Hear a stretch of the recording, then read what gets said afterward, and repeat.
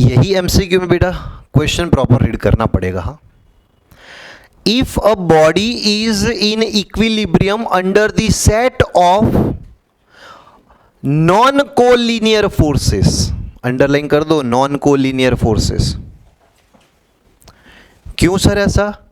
क्योंकि देखो ये जो दो फोर्सेस मैंने लिए हैं ना इक्विलिब्रियम सेट करने के लिए, ये दोनों तो कोलिनियर हो जाएंगे, लेकिन मुझे बोला है ये बॉडी पे जो फोर्स एक्ट हो रहे हैं वो नॉन कोलिनियर है, एक लाइन पे नहीं हो सकते।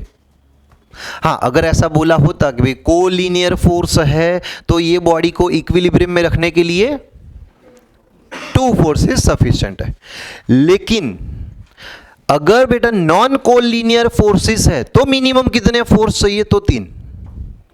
वो कैसे सर?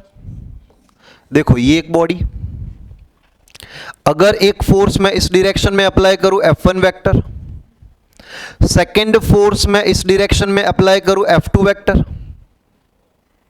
क्या ये दोनों कोलिनियर है? नहीं है ना। अच्छा, ये दोनों का जो रिजल्टेंट फोर्स होगा वो कुछ इस डायरेक्शन में आएगा, F1 vector plus F2 vector. तो ये दोनों की कंबाइंड इफेक्ट से ये ब्लॉक इस डायरेक्शन में F1 प्लस F2 जितना फोर्स फील करेगा। लेकिन अगर ये बॉडी को इक्विलिब्रियम में रखना है तो हमें बेटा एक फोर्स, तीसरा फोर्स इस डायरेक्शन में देना पड़ेगा, जिसका मैग्नीट्यूड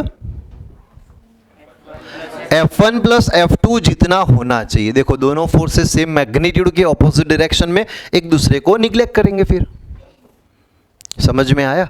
तो आप देखो F1, F2 एंड F3 ये क्या तीनों कोलिनियर है?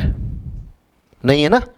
तो नॉन कोलिनियर फोर्सेस में अगर आपको इक्विलिब्रियम चाहिए तो कंपलसरी मिनिमम 3 फोर्सेस चाहिए। कोलिनियर फोर्सेस में अगर आपको इक्विलिब्रियम चाहिए तो मिनिमम 2 फोर्सेस चाहिए।